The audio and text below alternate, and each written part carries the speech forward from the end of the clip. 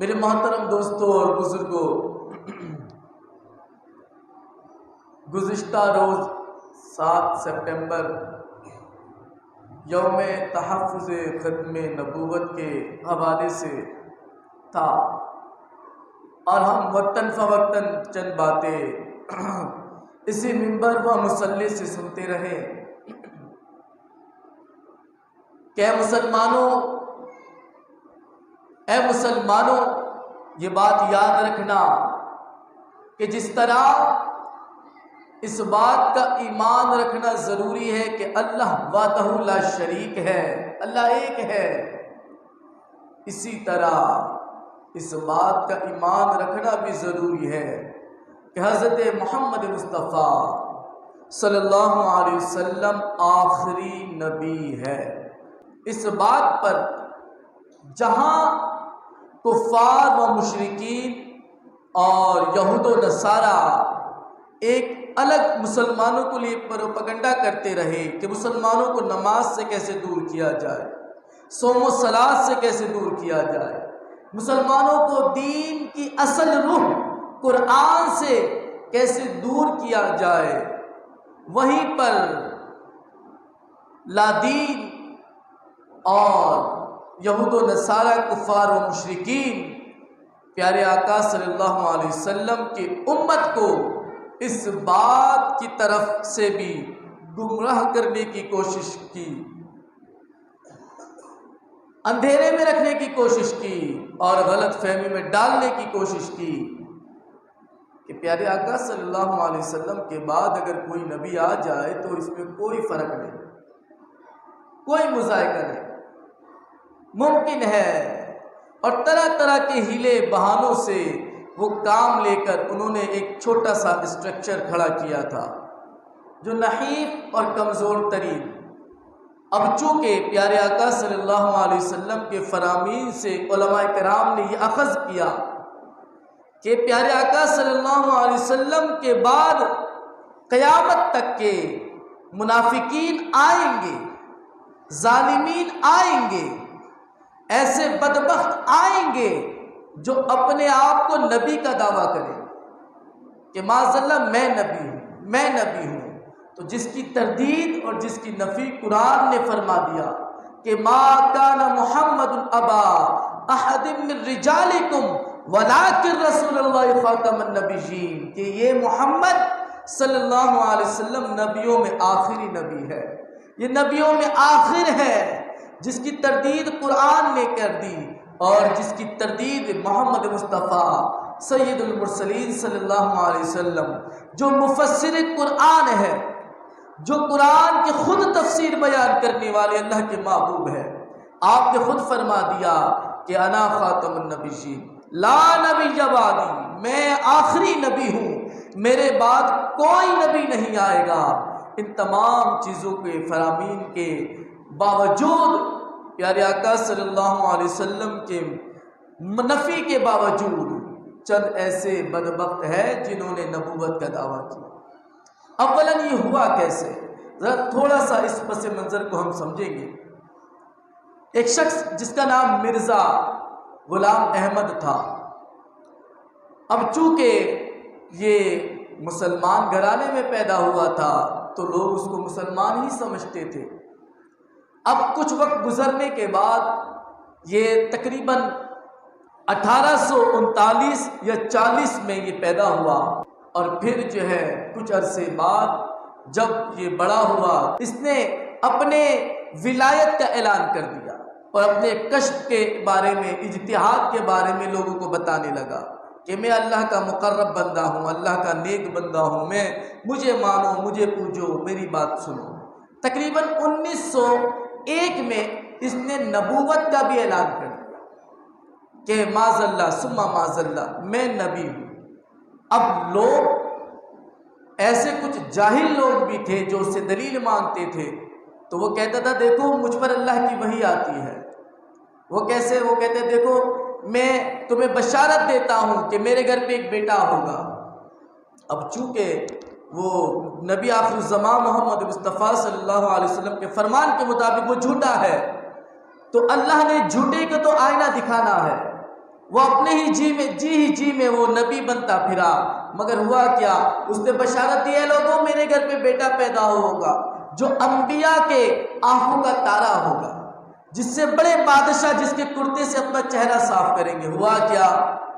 اس کی بیوی امید سے ہوئی، اولاد تو ہوا مگر وہ بیٹا نہیں بیٹی پیدا ہوئی، تو لوگوں نے اس کو ہائے ہائے تھو تھو کیا، کہا کہ نہیں وہی سمجھنے میں غلطی ہو گئی ہے، اب وہی دوبارہ آئی ہے کہ اب کے بعد بیٹا پیدا ہوگا اور وہ انبیاء کی آنکھوں کا تارا ہوگا۔ اللہ اکبر! اللہ نے پھر اپنے محبوب کی شان کو بلند کرنا تھا اور اس جھوٹے کی جھوٹ کو فاش کرنا تھا۔ اللہ تبارک و تعالیٰ نے اس کو بیٹا تو دیا مگر کچھ ہی دن میں وہ بھی مر گیا۔ تو لہٰذا اس طرح کی وہ جو بشارت دیتا، لوگ آتے اس کو پیر سمجھ کے اس کے پاس آتے، کہتے کہ بچہ بڑا کمزور ہے، یہ بخار میں ہے، اس پہ دم کر دے۔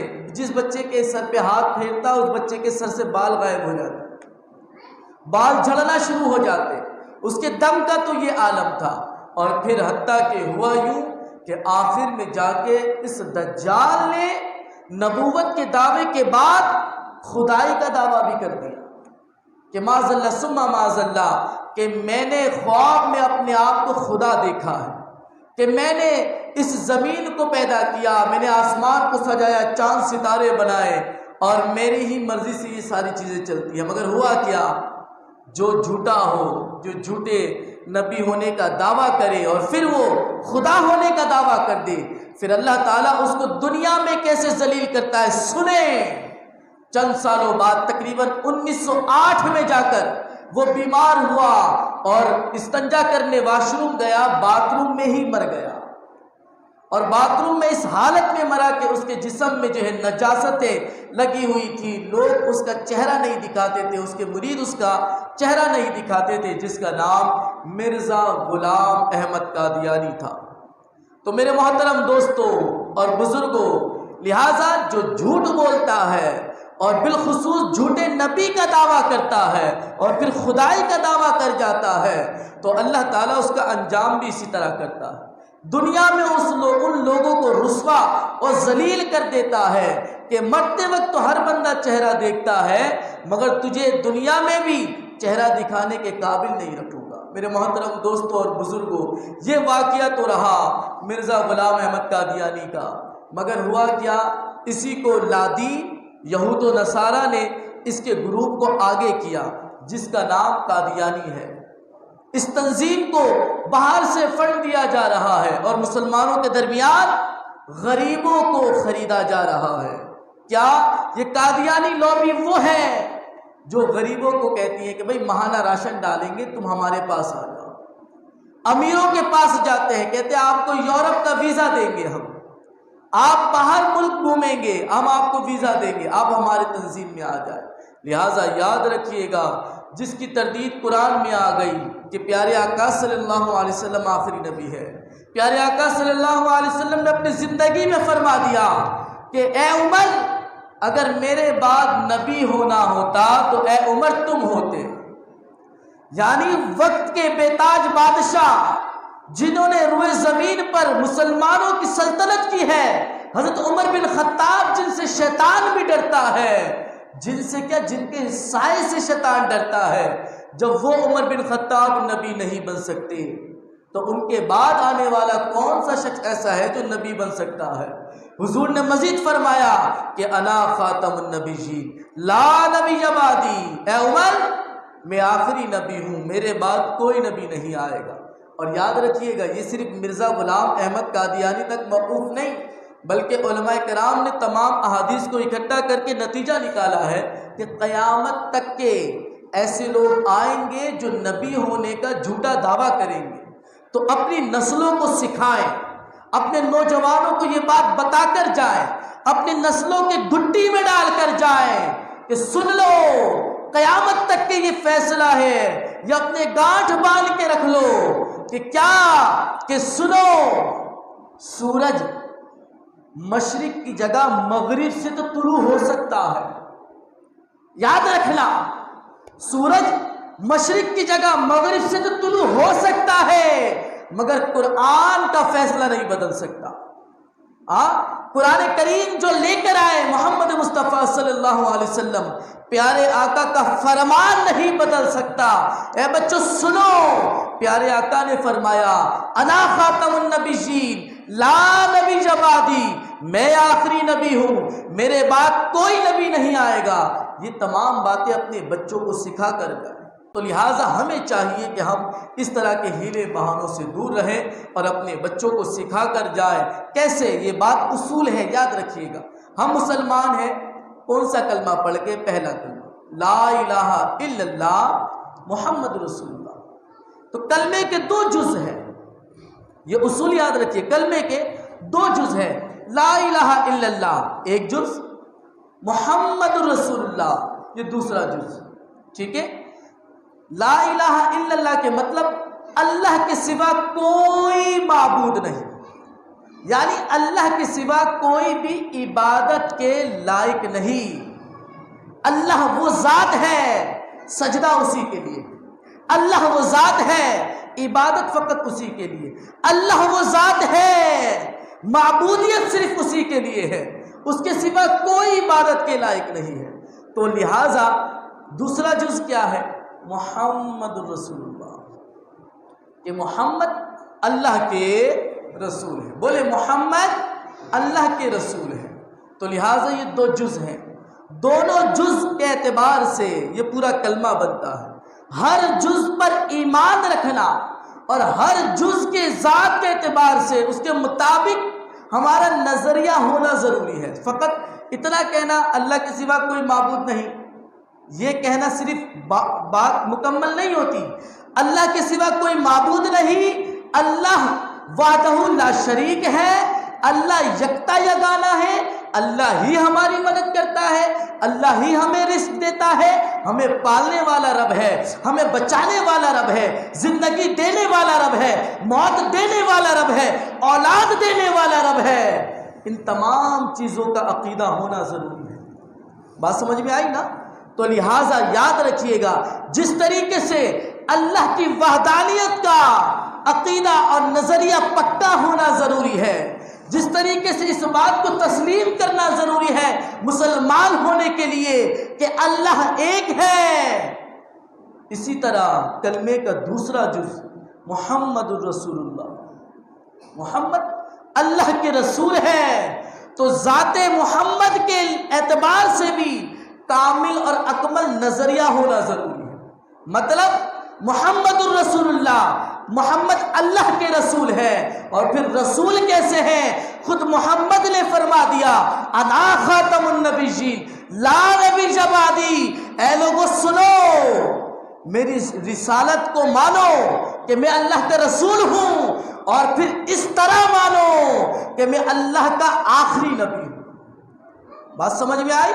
تو لہٰذا پتہ کیا چلا؟ نتیجہ یہ نکلا ہے کہ جس طرح کلمے پر ہمارا ایمان ہے، اسی سے ایک مسئلہ نکلتا ہے، وہ کیا ہے؟